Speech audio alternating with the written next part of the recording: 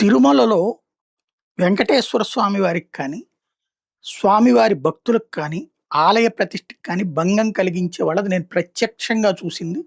అతి త్వరగా ఏళ్ల తరబడి ఎవరు పెండింగ్ పడల. వెంటనే దెబ్బతిన్నారు. మానసికంగానో, కుటుంబ పరంగానో, ఆర్థికంగానో, ఆస్తి పరంగానో దెబ్బతిన్నారు. ఆ తర్వాత పశ్చాత్తాపం వ్యక్తం చేసుకొని అక్కడ తిరిగినోళ్ళని చాలా మందిని చూసాను. అందుకే నాకు సెంటిమెంట్ ఎక్కువ. పని చేశాను. నా జీవితంలో హైయెస్ట్ టర్న్ అంటే 17,500 జీతంతో తిరుపతికి వెళ్ళినటువంటి వాడిని. అసలు జీవితంలో మాక్సిమం జీతాలు పెరగడం అంటే 500, 1000, 15, 2000 అనుకున్నటువంటి స్టేజ్ నుంచి ఏకంగా 25,000, 25,000 నుంచి 60,000 రూపాయల దగ్గరికి జీతం పెరిగింది తిరుపతిలో ఉండగానే.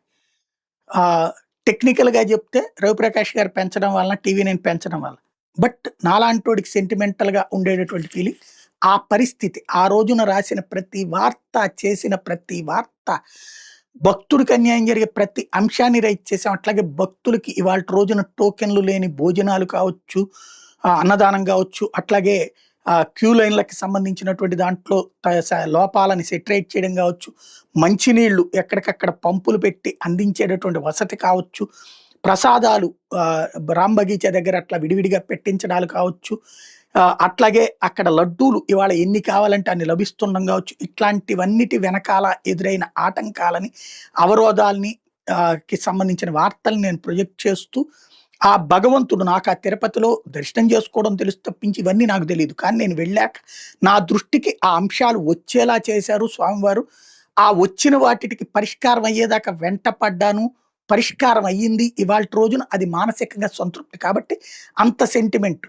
వాస్తవంగా అలా మంచి జరిగిన ప్రతిసారి చక్కటి దర్శనం జరగటం కూడా, నేను జీవితంలో ఊహించినటువంటి దర్శనాలు జరగడం కూడా నాకు ఆ గుడి మీద ఉన్న సెంటిమెంట్ ఎక్కువ అనమాట. అందుకని నాకు ఇప్పుడు అనిపిస్తున్న బాధేస్తున్నదైతే 5 సంవత్సరాల పాటు కల్తీ నెయ్యి వాడారు అంటే అసలు సాధ్యమా భగవంతుడి సమక్షంలో?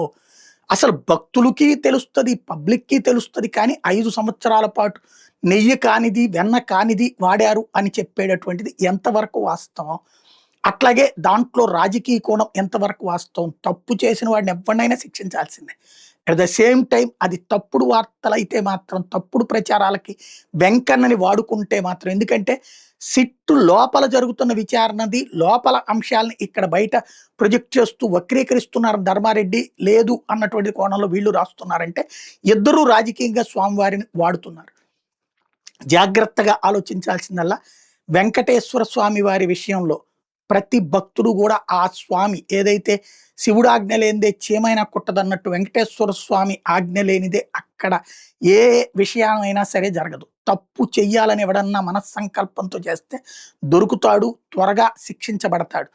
కాబట్టి అక్కడ జరిగినటువంటి విషయాలలో మంచి చెడు అన్నటువంటిది భవిష్యత్తులో ఆయా వ్యక్తులకి ఎదురయ్యే పరిస్థితులను బట్టి ఎవరికి వాళ్ళు అన్వయించుకోవడమా, లేకపోతే దీన్ని స్వామివారే తేల్చడానికి బయట పెట్టడం కోసం ఇది చేశారా ఏంటి అన్నటువంటిది రాబోయే రోజుల్లో తేలుతుంది.